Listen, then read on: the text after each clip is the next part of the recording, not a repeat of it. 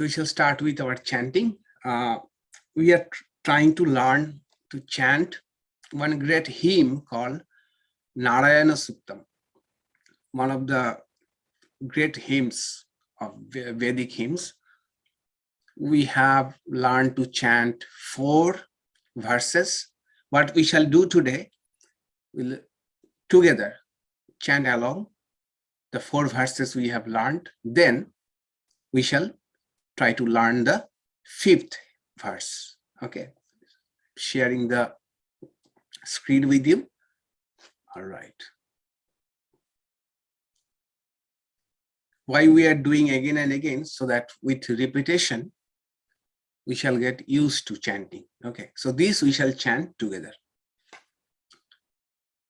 Sahasra Shirasham Devam Vishaksham Vishwashambhuvam Visham Narayanam Devam Aksharam Paramam Padam Vishwata Paraman Nitam Visham Narayanagam Harim Vishyamevedam Purushas Tat Visham Upajivati Patim Vishwa Syatmeshwaragam Shashwatagam Shivamachyutam Narayanam Mahageyam Vishwatmanam Parayanam Narayana Paro Jyotir Atma Narayana Paraha Narayana Param Brahma Tattam Narayana Paraha Narayana Paro Dhyata Dhyanam Narayana Paraha. So this is the 5th one. Before doing the 5th one, we shall read the translation of the 5th. Whatever all this universe is, seen or heard of, pervading all this from inside and outside alike, stands supreme, the eternal divine being, Narayana.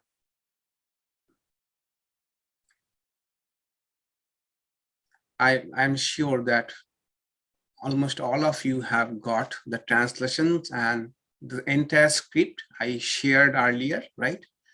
Before we started chanting. In an email, I shared the transliterations and also the translations. If anybody has not, just email me or let me know, I can send. Okay, now we shall chant the 5th one. First, it will be call and response, then we shall chant it together. Yatcha kinchit jagat sarvam. Yatcha kinchit jagat sarvam. Drishyate e shruyate piva. Drishyate e shruyate piva. Antar bahishcha tat sarvam. Antar bahishcha tat sarvam. Vyapya Narayana sthitaha. Vyapya Narayana sthitaha. Now we shall chant it together.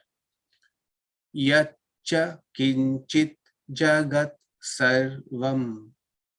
Drishyate e shruyate piva. Antar bahishcha tat sarvam. Vyapya Narayana sthitaha. Once more. Yatcha kinchit jagat sarvam drishyate shruyate piva antar bahishcha tat sarvam vyapya narayana sthitaha.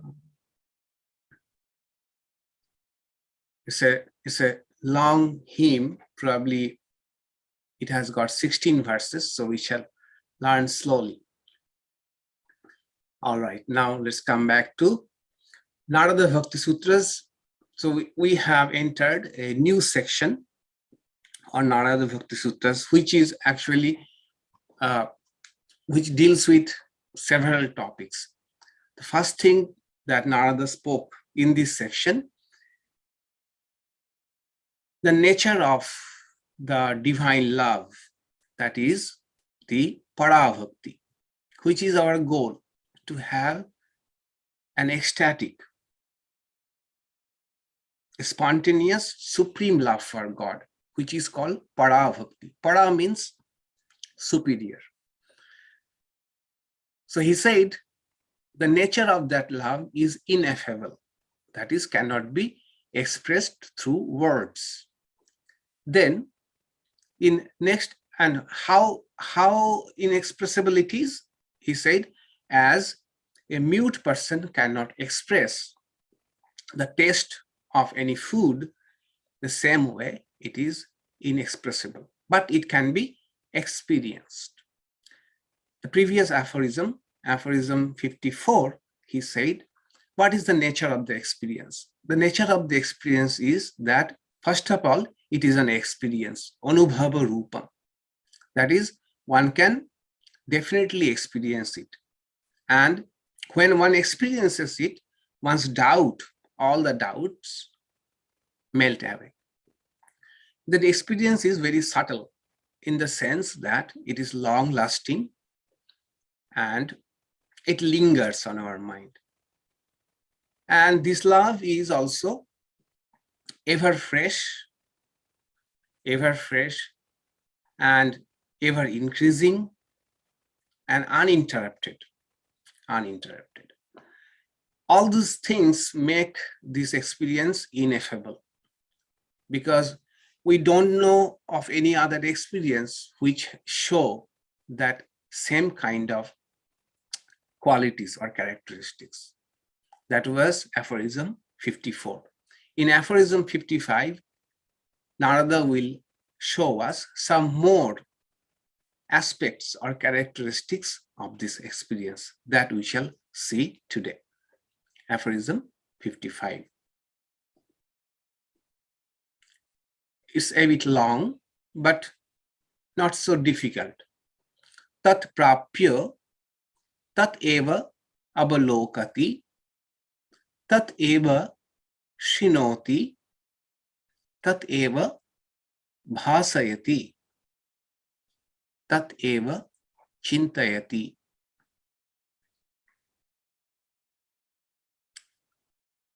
Okay, let's read it together.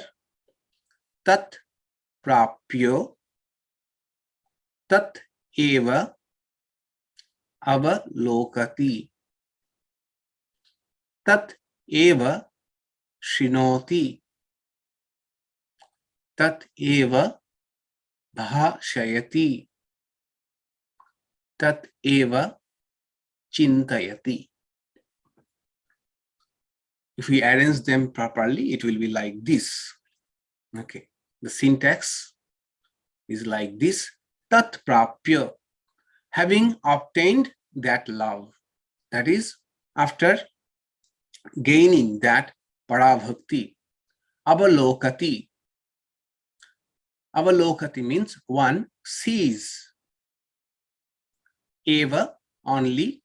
Tat, that. That means God. Sinoti, hears. Only God. Eva tat. Bhashayati, speaks. Eva, only, about God. Chintayati, thinks. Eva, only, tat, about God.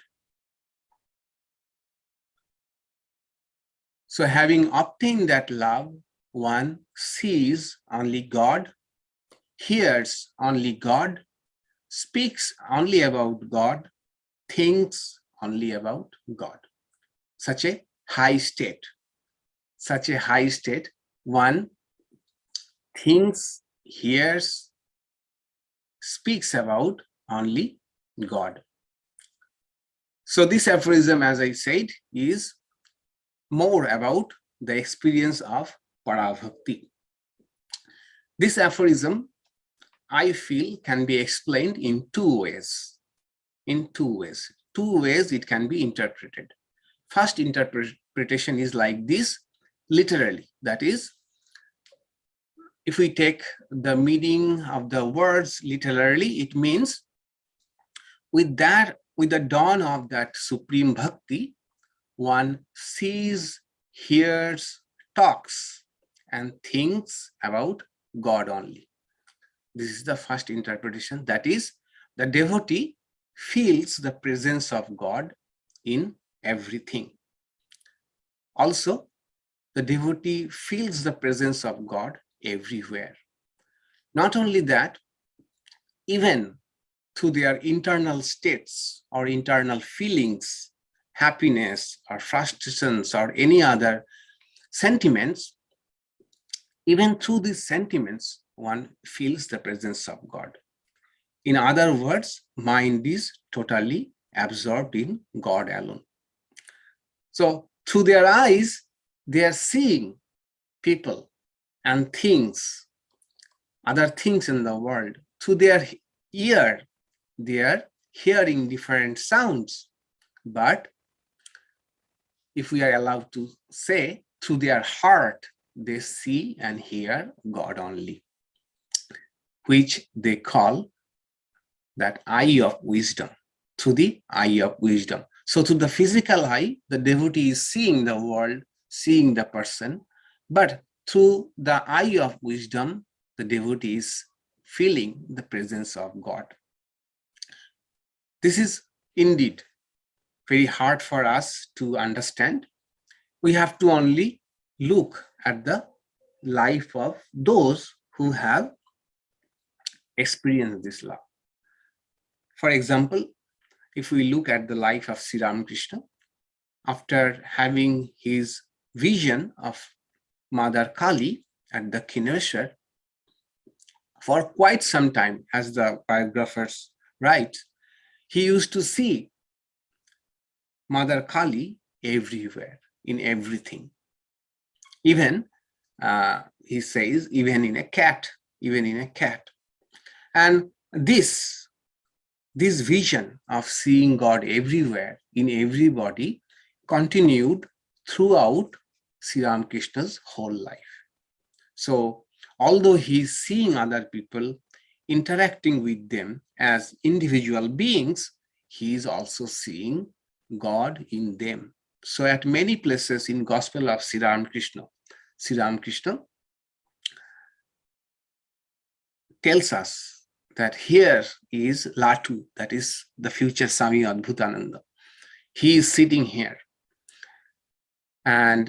But I am seeing it is God alone who is sitting like this. We can get an idea of this if we compare with our daily experiences. So any strong idea or any phenomenon, any experience which is strong, extraordinary, captures our entire attention. We are preoccupied with that idea only for some time, and we forget everything else. For example, when the pandemic started, we were only seeing news about pandemic. We were hearing only about the pandemic. We were thinking only about pandemic, talking amongst us only about pandemic. In the same way, suppose a musician, an artist, or a scientist, when they are, enamored by an idea, or they are overwhelmed by an idea, or they have created something very new, they are possessed by that idea. They are so much absorbed in that idea that they don't want to see, they don't see or hear, or they don't talk anything other than that idea. Similarly, this experience of para-bhakti is such that one remain absorbed only in that bhakti. They sees God alone, hears God alone, speaks about God alone, and thinks about God alone, as we saw in the life of Sri Ramakrishna and other great devotees who had this experience.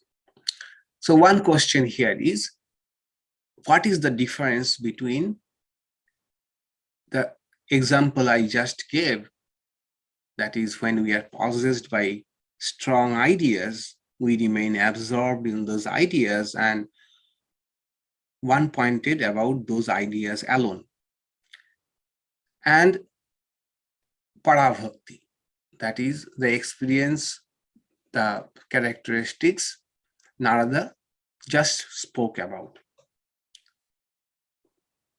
What is the difference? Just a minute. I'd like to hear from you. You can unmute and attempt. Well, one could be that it can come to an end. It will come to an end at some point. The absorption with that idea. Perfect. Exactly. This is what I feel also. That these other ideas that we get obsessed about for the time being, these are temporary. Okay, they have an end. But Narada spoke just in the previous aphorism that this experience of para-bhakti is never ending. Okay, it will always remain us. Thank you very much for that answer.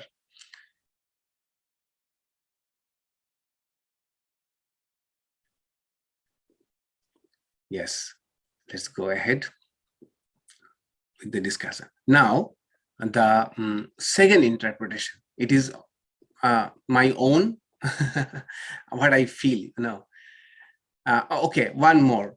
The example of such people who are absorbed in such love.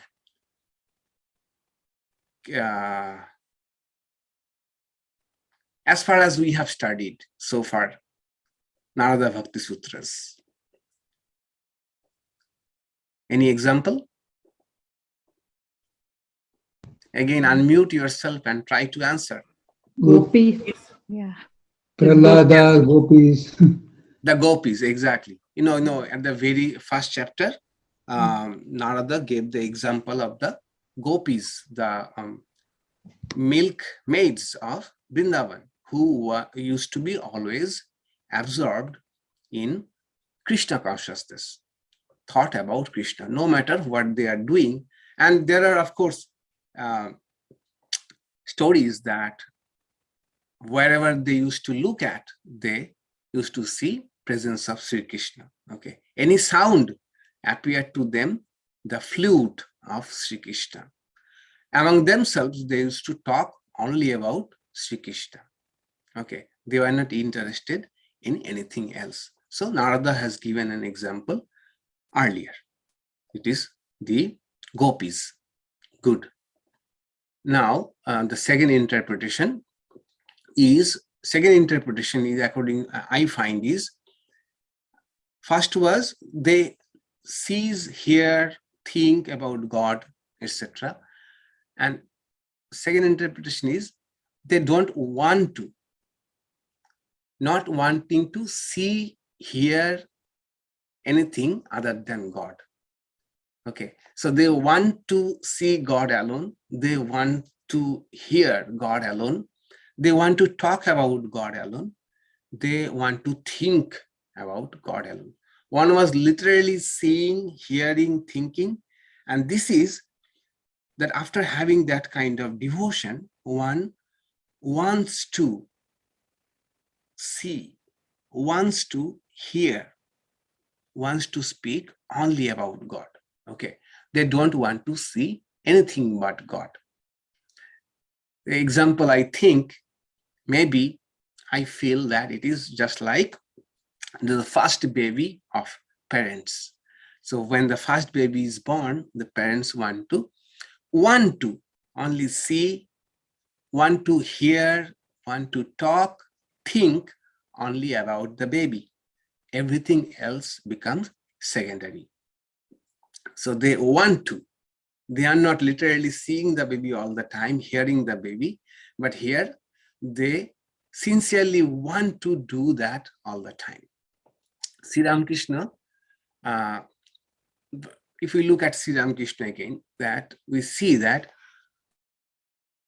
he said that many times, that when someone has got the taste of this kind of love, they don't want to talk anything other than God, divine love. At another place, he speaks about 7 planes of consciousness, 7 chakras. I am quoting him. He says that the Vedas speak of 7 planes where the mind dwells, 7 planes.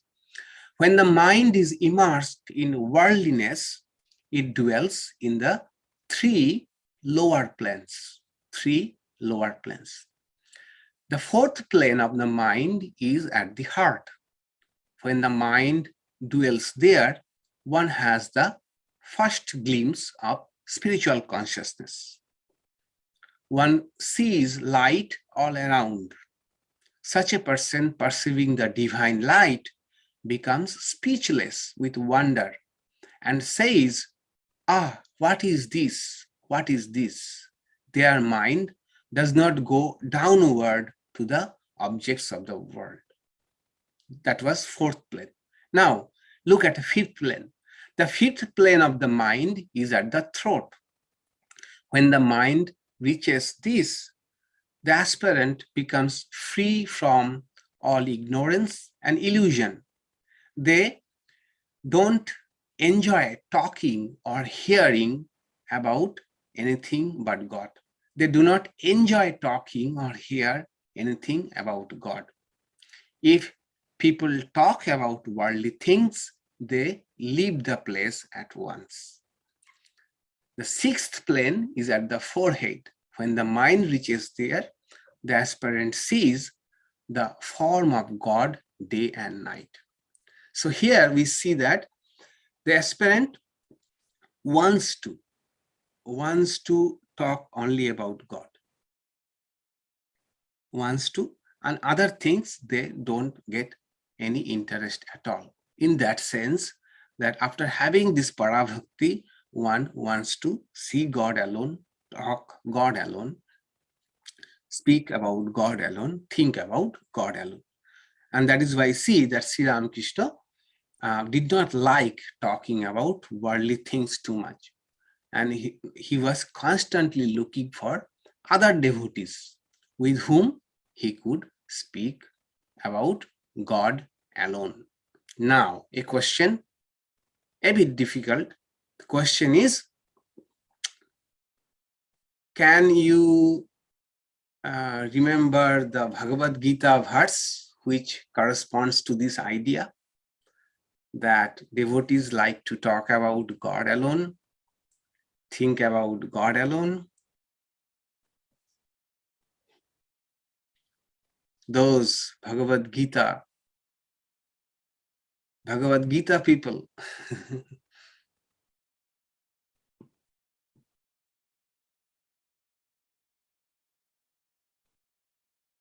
Okay, one hint I can give.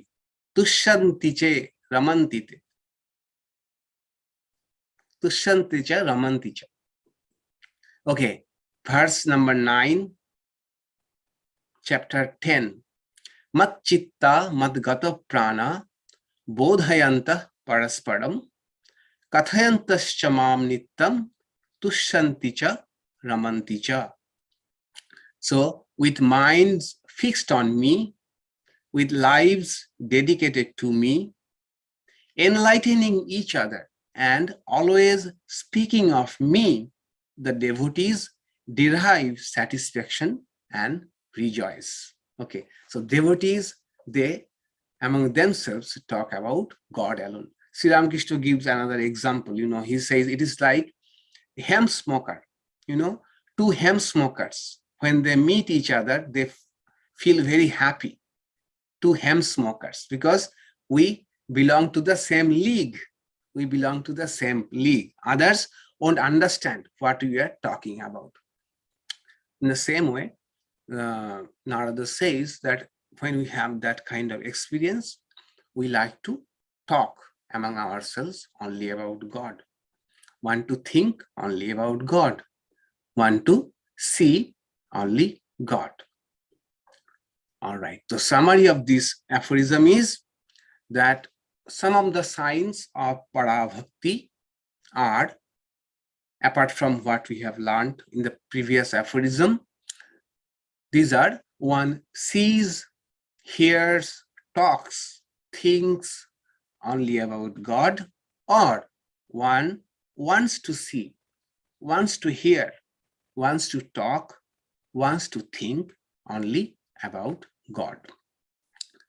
So with this subsection called the ineffability of Parabhakti is over. Next section is divisions in Aparabhakti. Divisions within Aparabhakti or devotional practice, right? Again and again, we have to remember bhakti can mean Parabhakti, the goal. When we have reached the goal, when we have that kind of spontaneous love for God. And bhakti also means the path. Okay, the path we are taking. Any other discipline, spiritual practices we are doing, bhakti practices we are doing, which is also called bhakti yoga. This is apara bhakti. Apara in the sense that we are still taking the journey. We have not reached that goal of bhakti. So this apara bhakti is also called gauni. Gauni means secondary. Okay, gauni means secondary. Para bhakti is primary. Gauni bhakti is secondary. So gauni bhakti and apara bhakti are same. Okay, go by both the names, gauni bhakti. So in the next aphorism, Narada says that in gauni bhakti, there are divisions, classifications. So this is one of the uniqueness of Hindu minds, to make so much of classification, divisions. One way to understand this is they understood from the very beginning that there are differences between the individuals. It is not a straitjacket thing. Okay, all can be put into the same category. There are categories, or there are differences in eligibilities. Okay, that's why we see devotion, so much of divisions in everything. All right, so next aphorism is aphorism 56. Gauni tridha guna bhedat artho adi bhedat va. Okay, so let's read it together. Gauni tridha guna bhedat artha adi bhedat va. Gauni means the secondary devotion. Tridha, has the word has come from tri, which means three. Tridha means of three kinds. Guna bhedat, depending on the gunas, which we shall see in a moment. Va, or artha adi bhedat, depending on the motives. That also we shall see. So the secondary devotion is of three kinds, depending on the gunas or depending on the motives.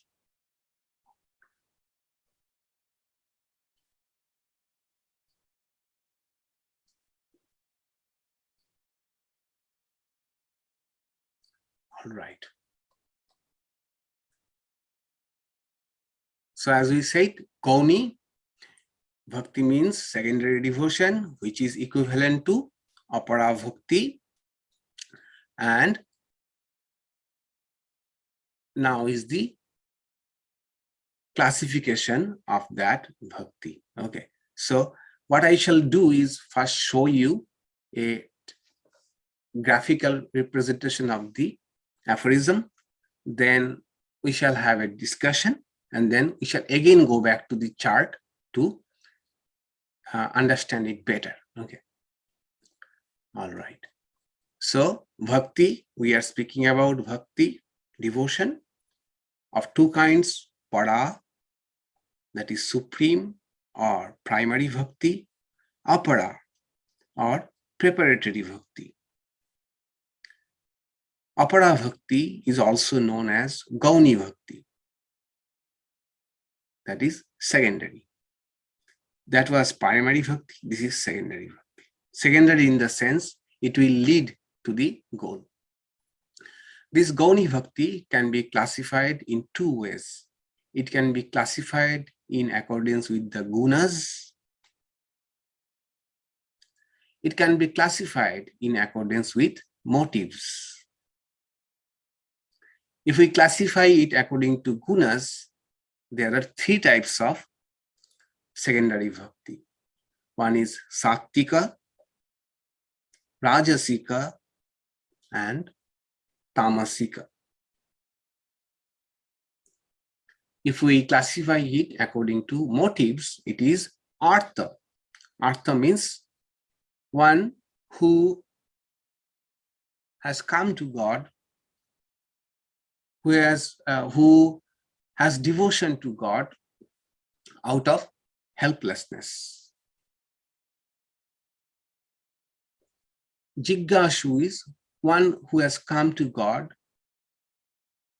with inquiries, or they are inquisitive. They want to know the answers of some existential questions. Third is Artharthi. Artha means what we seek, like wealth, enjoyment, etc. So we may say the needy ones. Okay. Those motive for coming to God is need, material needs. Okay. This is the classifications. We shall visit it again, once again after we have the discussion. All right. So we more or less know about gunas, that Vedanta speaks about three gunas, the entire nature, this visible world, our body, our mind, everything has three constituents gunas. Okay. So they are fundamental, they are in the fabric of creation. Satta means which is pleasing, tranquil, represented by knowledge, wisdom. Rajas represents,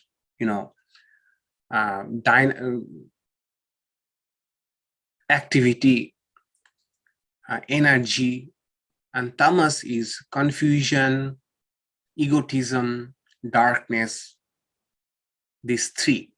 So these three are present in every created thing, including our body, including our mind. So this aphorism wants to say that since these are present in our mind, so when we are doing bhakti, when bhakti is being expressed through our body, mind, that bhakti also will be colored by the gunas. will be colored by the prevalent gunas in our mind. Okay, so no one's mind is perfectly sattva or perfectly rajasika or perfectly tamasika. So these gunas keep on changing. Okay, but there is a trend, prevalence.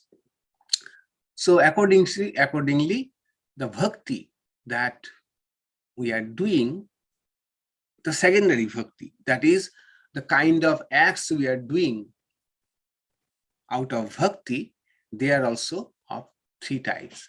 Tamasika bhakti is like blindly following rituals, mechanically doing the rituals without really understanding the underlying meaning or significance of the rituals. And this tamasika bhakti may lead to often fanaticism, because we are not going into the essence of the rituals or the beliefs, and often it may, as is the nature of tamas, it covers reality. It is of the nature of a delusion or veil. So one can become very fanatic with tamasika bhakti. Rajasika bhakti is a desire to do a lot of rituals, desire to do this, desire to do that, and often to show off. There is a show off in front of others, my devotional practice. Also desire to do a lot of good work inspired by bhakti, lot of good work. It's a good thing. A lot of good work is done through Rajasika bhakti. And then finally there is Sattvika bhakti. Sattvika bhakti is no show off, will not be involved in a lot of rituals. One will be quietly, humbly practicing their sadhana in a spirit of surrender. Tamasika is blind, Rajasika is very active, Sattvika is very balanced. Okay. Sri Ramakrishna gives example. Sri Ramakrishna says, Bhakti has its sattva. A devotee who possesses it meditates on God in absolute secret, perhaps inside his mosquito net. In India, when they sleep, they hang a mosquito net. They need a mosquito net. So inside a mosquito net, that is, nobody is seeing the devotee. Others think he is asleep. Since he is late in getting up, they think perhaps he has not slept well during the night. His love for the body goes only as far as appeasing his hunger, and that only by means of rice and simple greens. There is no elaborate arrangement about his meals, no luxury in clothes, and no display of furniture. Besides, such a devotee never flatters anybody for money. He gives an example of Sattvika Bhakta. An aspirant possessed of Rajasika Bhakti puts a tilak. Tilak means a mark, holy mark on forehead, and puts a tilak on his forehead and a necklace of holy Rudraksha beads interspersed with gold ones around his neck. At worship, he wears a silk cloth. So that is much about showing, show off. And a man endowed with tamasika bhakti has burning faith. Such a devotee literally extorts boons from God, even as a robber falls upon a man and plunders his money. Bind, beat, kill, that is his way, the way of the dacoits. So here In Tamasika Bhakti, one is quite fanatic about their Bhakti. So that is the devotion based on 3 gunas. And the second part was that Parabhakti, this Goni Bhakti can also be classified according to motives. Okay. And this has reference to one verse of the Bhagavad Gita. Which one? This one everybody knows, right? Not everybody, many. Which one? Okay. Unmute and say. Chaturvida bhajante mam jana sukrudana arjuna. Arto jignasu artharthi jnani chavar. Right, right. So this has reference to one Bhagavad Gita verse. It's famous, where Sri Krishna says that 4 types of people adore God, and all of them are virtuous. All of them are virtuous. Who are they? Artha. Artha means the afflicted. Jiggasuhu, the seeker of knowledge. Artharthi, the seeker of wealth. And Gyani, Gyani is the enlightened one. Okay.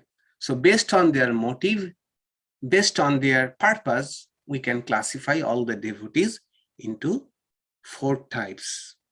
And 3 types, the first 3 belong to Gauni, secondary, because the Gyani, 4th category, has already reached that state of Parabhakti, supreme devotion. They have already realized the presence of God in their heart. So they don't belong to this category of Gauni, secondary Bhakti. Okay. So Artaha means who are in crisis. They surrender to God, and they are afflicted, and they have probably tried other means of getting out of their problem, but they find themselves helpless, and they turn to God. They are Artaha. Then Jiggasu, those who wants to know the meaning of life, then seeks answer to fundamental questions like who is God? Can we get permanent happiness in this life? This type of thing. Those are inquisitive, and to find those answers, they have turned to God, turned to spiritual practices. Then Artha, Arthi, that is those who seek Artha. Artha means wealth as well as other enjoyments of life, okay, for something else, that they pray to God for fulfillment of some wishes. And the 4th one is Gyani. They are already accomplished. So they don't belong to this classification of Gauni Bhakti, okay. That is why Sri Krishna says, Narada says that 3 types, Artho, Jiggasu, Artharthi. Okay, so now let us go back to the table and see again, probably with a better understanding. Okay, here we go. Bhakti, Parabhakti, Aparabhakti, also known as Gauni Bhakti. It can be classified in accordance with gunas, in accordance with motives. Sattika Bhakti is a very pure form of bhakti where there is no show off. It is silent, humble, with a spirit of surrender. Rajasika is, yes, with a desire to do and be engaged in a lot of religious activities, rituals, etc., and also may give rise to the motive or desire to show off that what a great devotee I am. Tamasika is kind of blindly following rituals without understanding their significance, and with a risk of running into being a fanatic, being a fanatic. Because if we see really the fanatics of all the religions, they are usually superficial. Their understanding of their faith tradition, religion, spirituality is always superficial. Okay. And that is why they are so much they're so, since it is superficial, they have not gone into the depth, so they are cocksure about everything and they can run into fight with others. Then Gauni Bhakti, classified in accordance with the motives, are Artha, one who has come to God as being helpless. Okay. They want to get rid of problems. Those problems can be worldly problems. At the same time, these problems can be totally existential problems. Okay. In fact, if we remember, the first aphorism of Narada Bhakti Sutra was Atha Bhakti Vyakhyasam, right? What was that? Just a minute.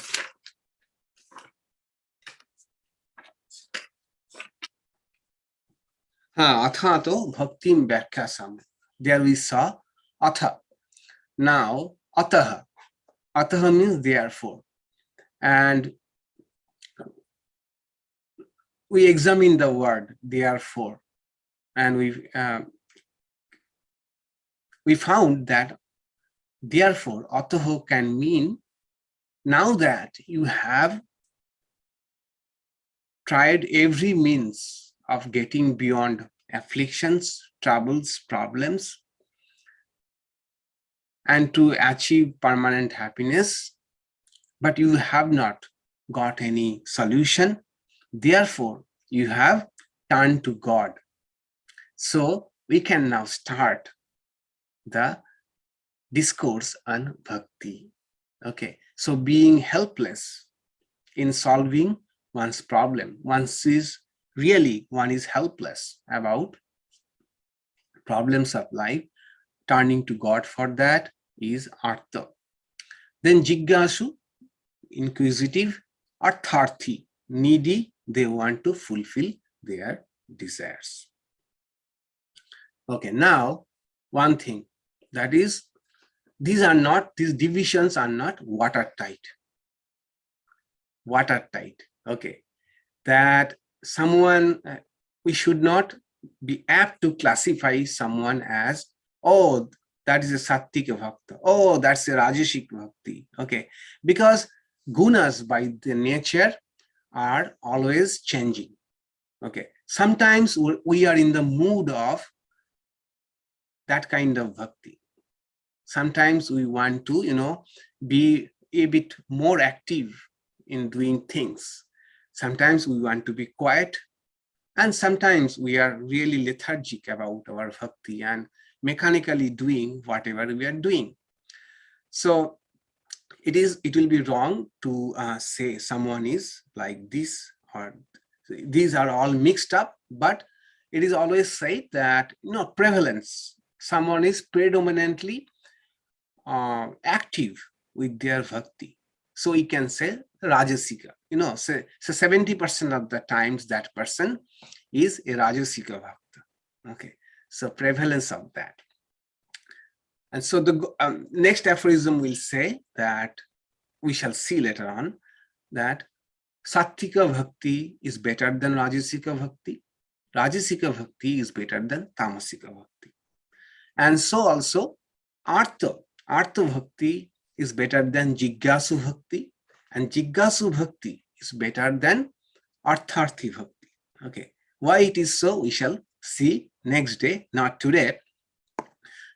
So better is Sattvika Bhakti. And also you may say, Artho, Artharthi, Jiggashu, these are stages of although Sri Krishna says 4 types of devotees, but these are actually different stages of a devotee's life, different stages. Okay, one may turn to God for seeking some fulfillment or wishing to go beyond some worldly problems. Then one in the course becomes really inquisitive about spirituality or knowledge, wisdom. Then finally they may totally become, totally surrendered to God for their grace. Okay, so it can be also seen as a stages of progress in a devotee's life. All right. Okay, did I have any question? Okay. Okay, yes. So summary of this aphorism is the secondary devotion can be classified in two ways, based on gunas or based on motives. Either way, we get three divisions. All right. Let me see if I have any questions. Okay.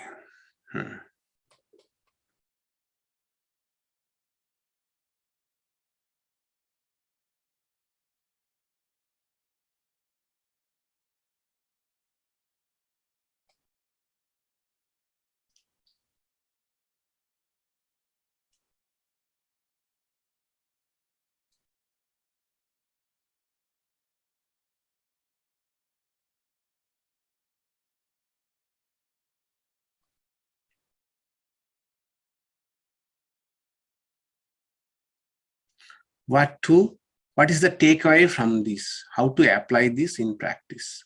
Okay. Did you say Jiggashu is better than Artharthi? Yes, Jiggashu is better than Artharthi. Okay, Jiggashu is better than Artharthi and Artha is better than Jiggasu. It may appear counterintuitive first. We shall see that's why on the next day. Okay, next day. What is the takeaway from this? This means this aphorism, right?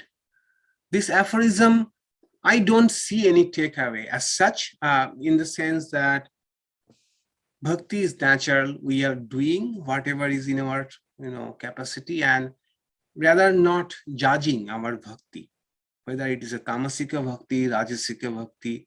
First of all, remember, Sri Krishna says, whosoever has come to God, all of them are virtuous people. Okay, this we should remember. Okay, so whether it is tamasika, rajasika, sattika, let us not be too much be aware of that. At the same time,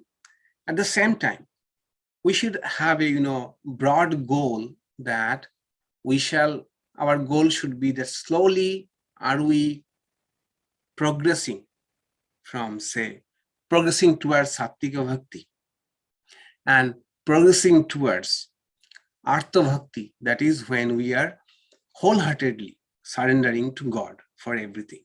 So these two will be our goal to reach. Okay, so these are kind of yardstick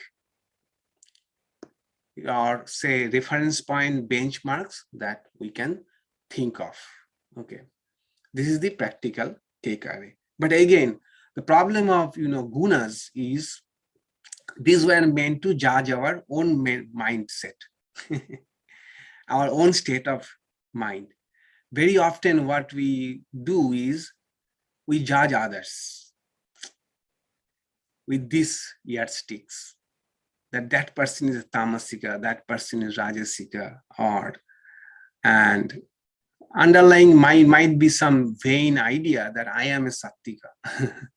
Okay, so all these were originally meant to understand our own state of mind, and if we can do that, apply to ourselves, that will be fine. That is very good. Okay, both Artha and Sattvika have a spirit of surrender. Yes, that's true. Artha Bhakta and Sattvika Bhakta both have a spirit of surrender and both have a humble way of doing devotion to their ideal. Can the transition from tamasic to sattvic happen naturally with continued practice. Yes, of course, of course, of course. Otherwise, as Narada would say that one is greater than the other, Sattvika is greater than Rajasic and Rajasic and Tamasic. And remember, it is in the context of Gauni Bhakti. So Gauni Bhakti is what? Our journey, right? So if we are progressing in our journey, it naturally implies that we are all approaching towards that Sattvika Bhakti. Okay, we are approaching, touching daily, maybe for a while, for moments, for some minutes, maybe with time, it will be for more hours. Okay, and ideally, it will, Sattvika Bhakti also will give to Para Bhakti. Okay, the goal, thus, which is beyond all the gunas. Okay, which is beyond all the gunas. So we are all slowly progressing to that direction for sure. Okay. How does one know when Gauni becomes Parabhakti? Can anyone answer this? I am just opening. When does one know that Gauni has turned to Parabhakti? We discussed that, Maharaj, where the person does not feel like talking about Yes, or thank you very speaking much. about. Yeah. Thank you very much. The previous two aphorisms were Yes. saying that it is so self-evident, evident to oneself. The Sanskrit word is sasambedyo. One would understand themselves that in the judgment will be aphorism 54, 55. It's an experience, subtle experience, which is uninterrupted, and having attained which one does not feel like talking anything else, think about anything else other than God. Then one should know that Gauni Bhakti has given to Para Bhakti. Okay. All right. Okay, then see you next week with the aphorisms. And after a minute of break, we shall do the guided meditation.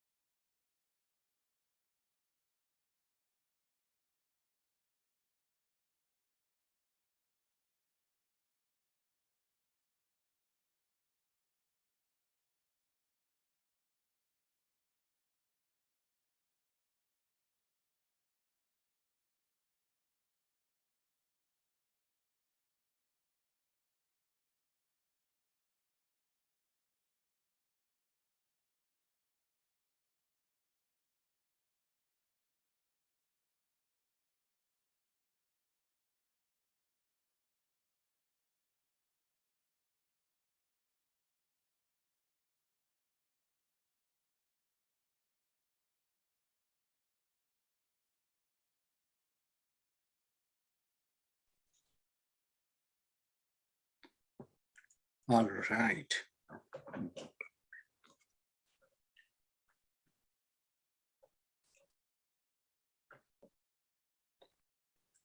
Please sit comfortably wherever you are sitting.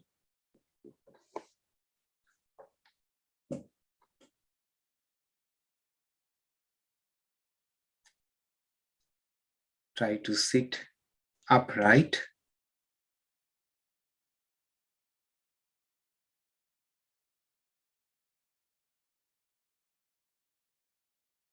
And relaxed.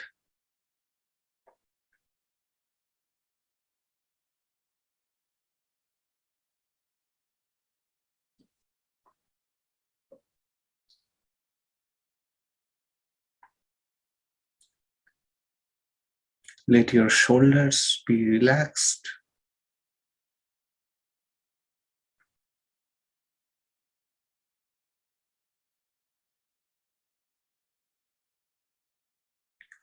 Let them drop.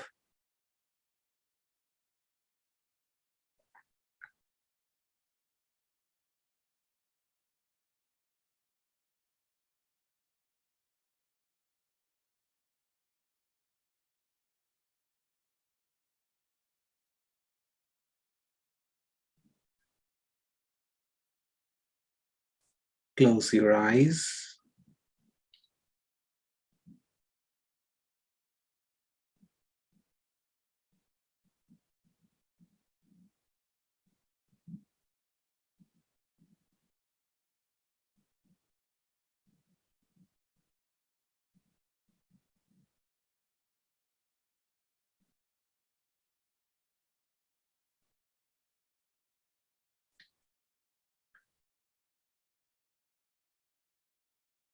Try to be aware of the fact that you are sitting on your chair.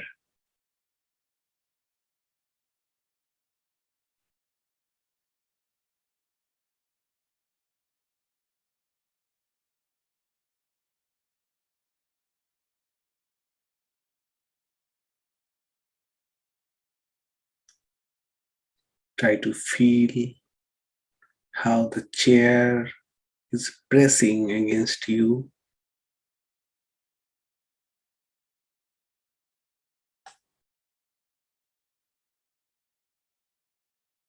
Try to feel your body weight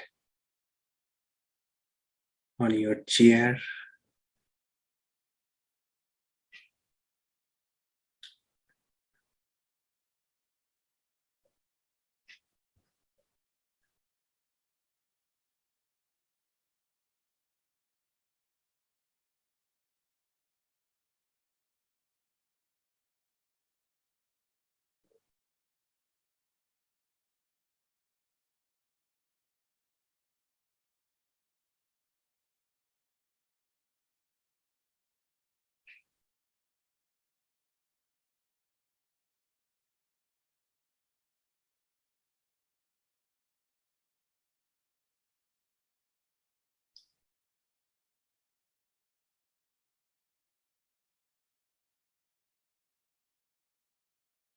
You have enough time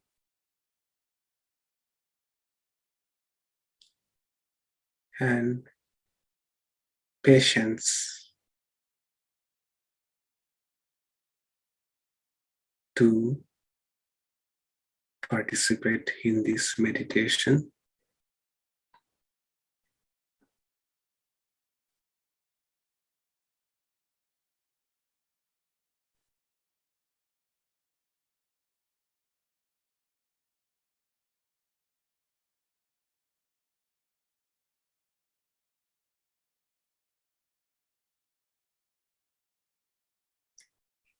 Take a moment to adjust your posture. Be relaxed.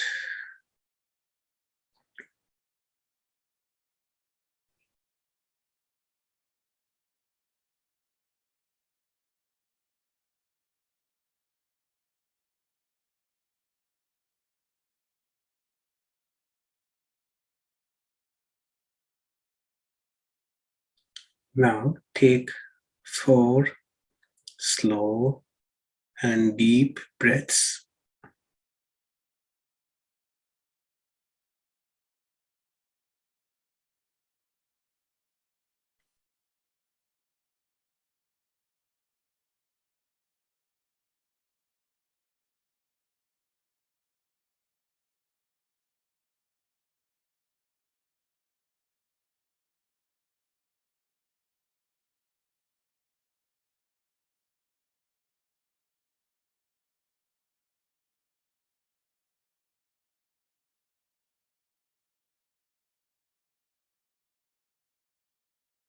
Come back to your normal breathing.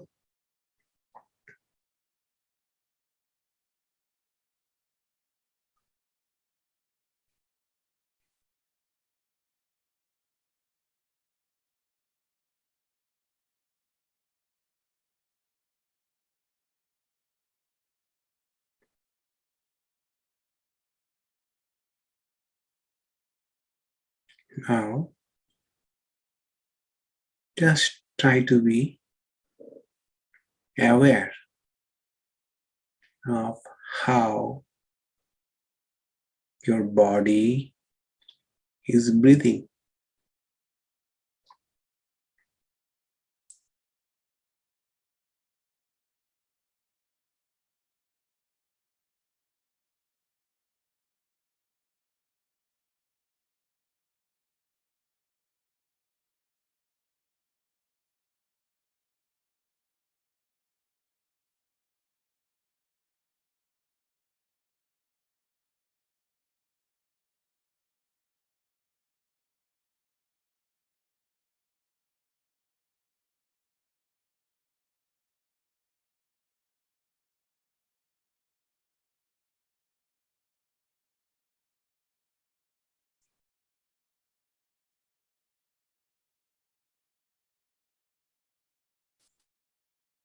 You don't have to control your breathing.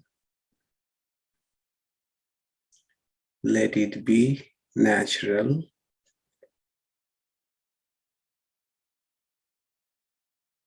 Just try to be aware of it.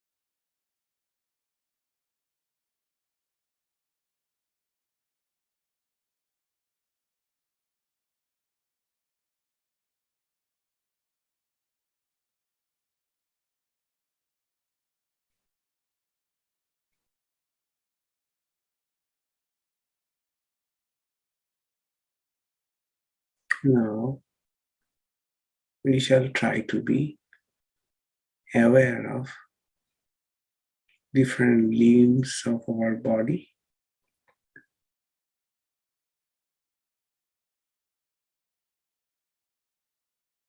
Try to be attentive to different parts.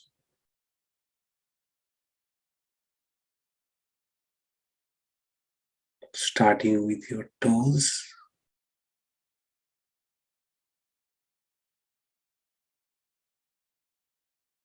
your feet,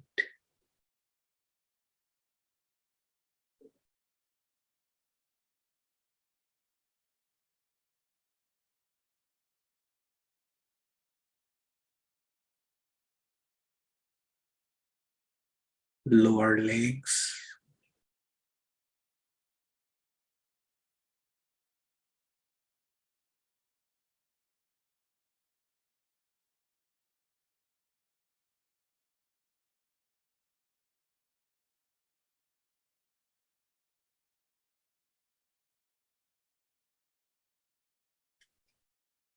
upper legs,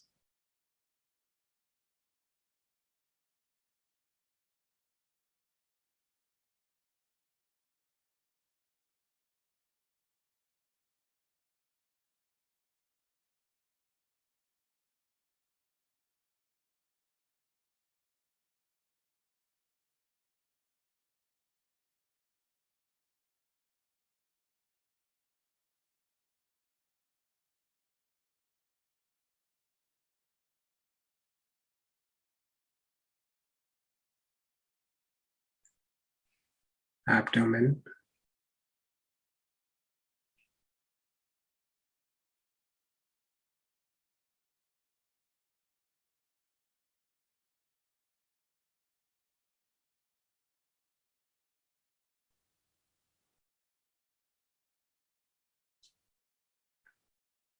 belly,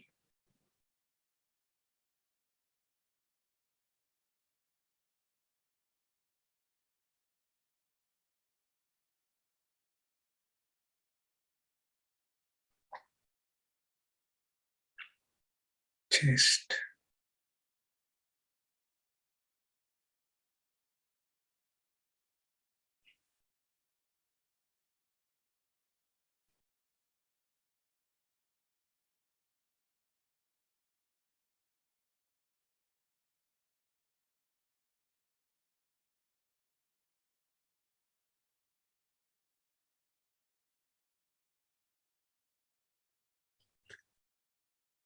lower back,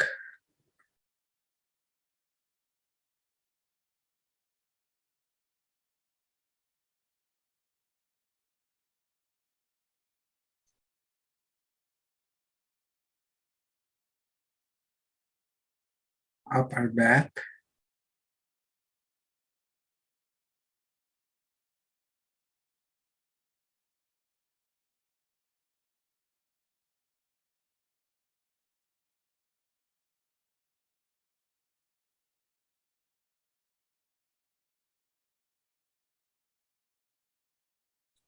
fingers of your hand,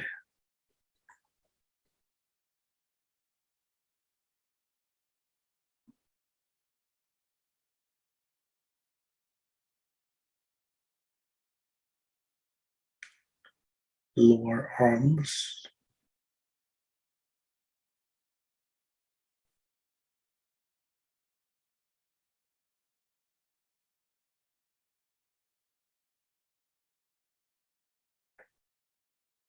upper arms,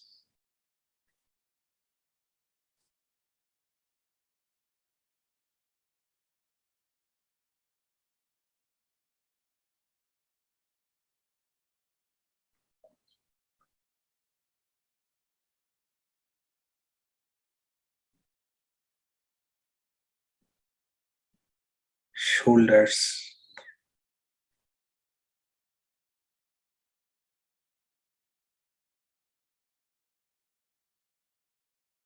try to be aware the presence of your shoulders,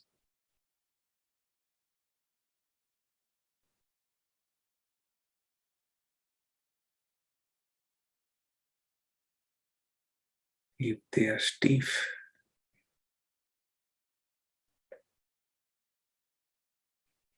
relax them.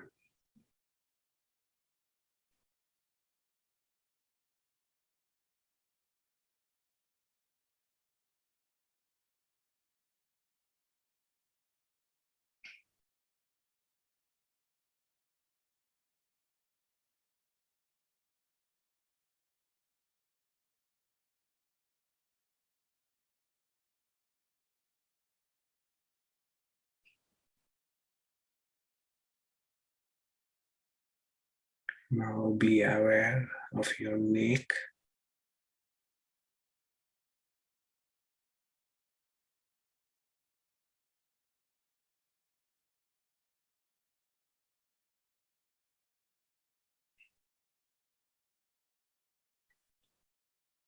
your throat,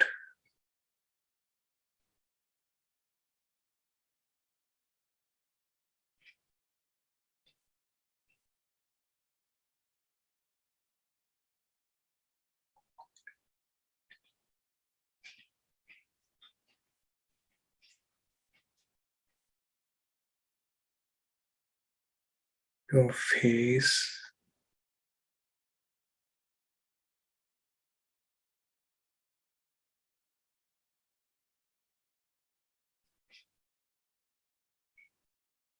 let the muscles of your face relax.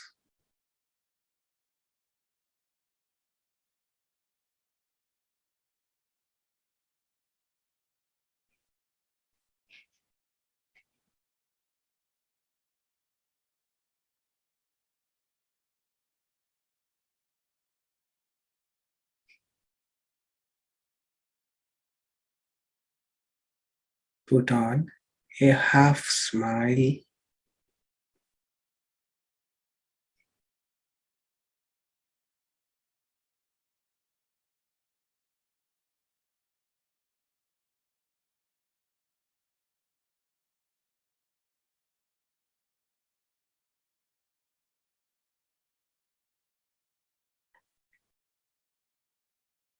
Appreciate the relaxation.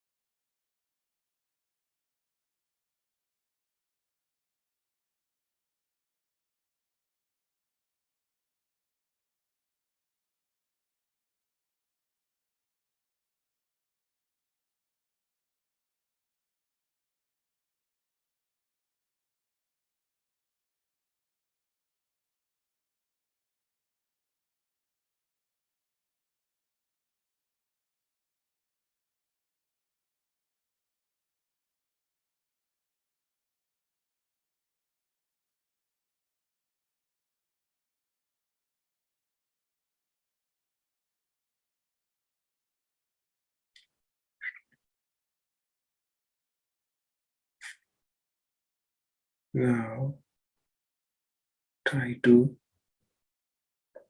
feel your heart center,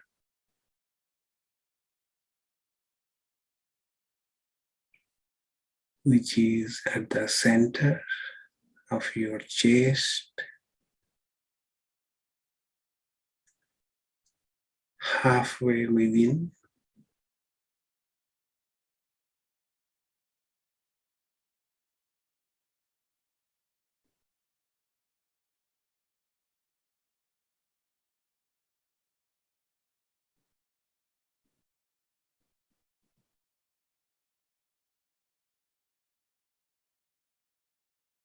Imagine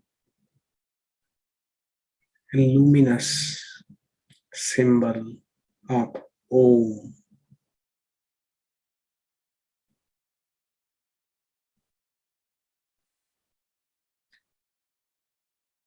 at your heart center.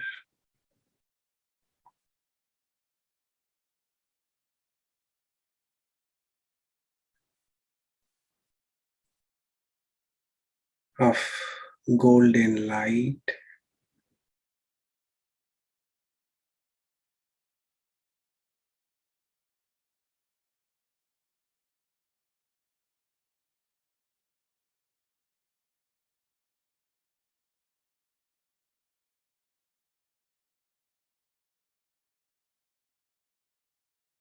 shining,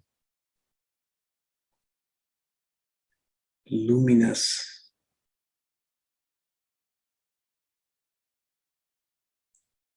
Om.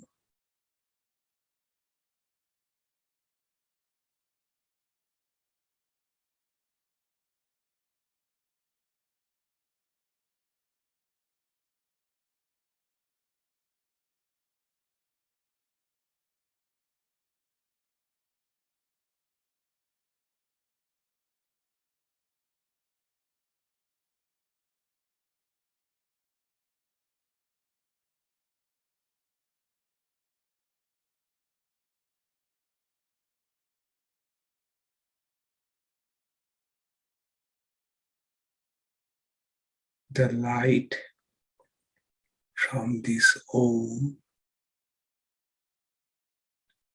is radiating in all the directions.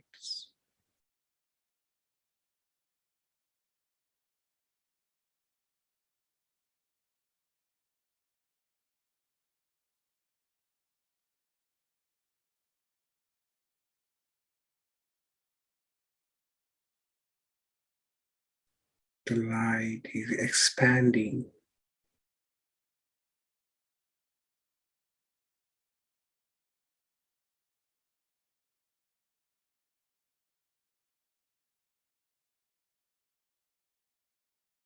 And becoming an infinite ocean of light.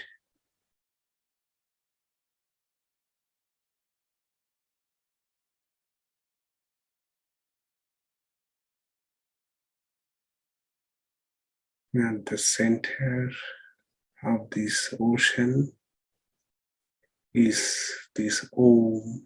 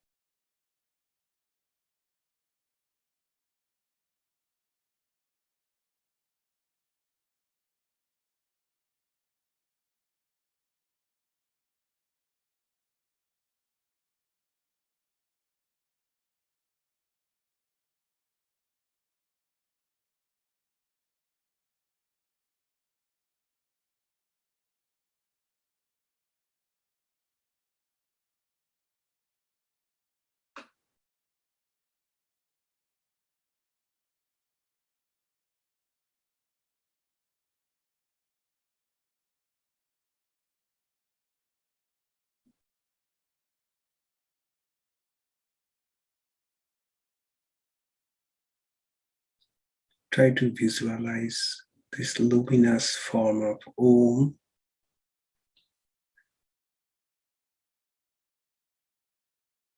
at the center of your being.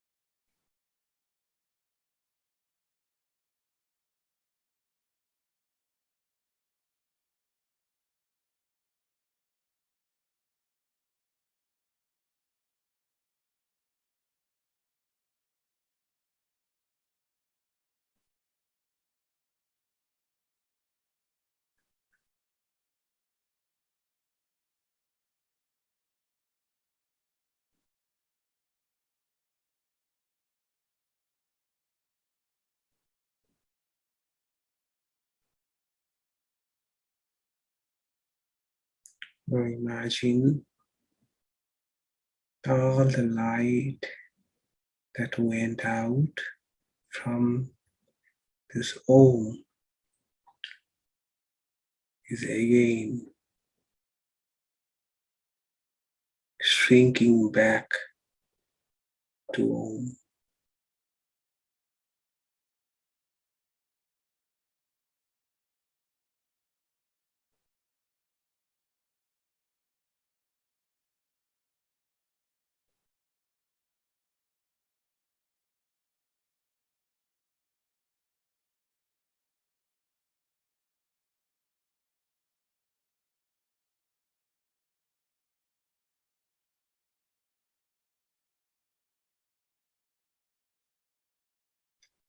Only the Om is now shining.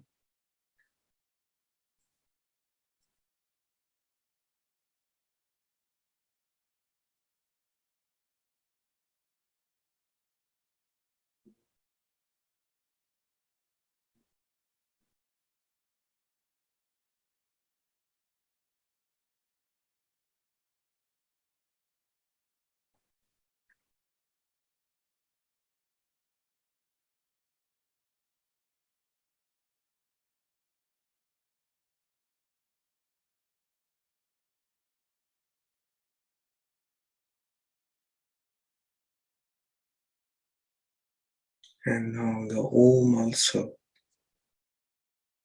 is dissolving at your heart center.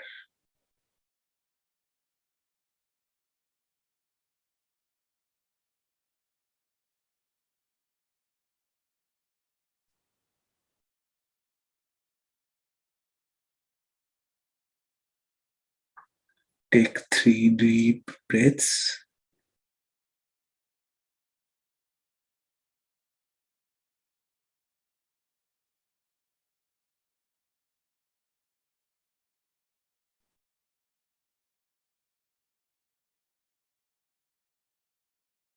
And slowly open your eyes.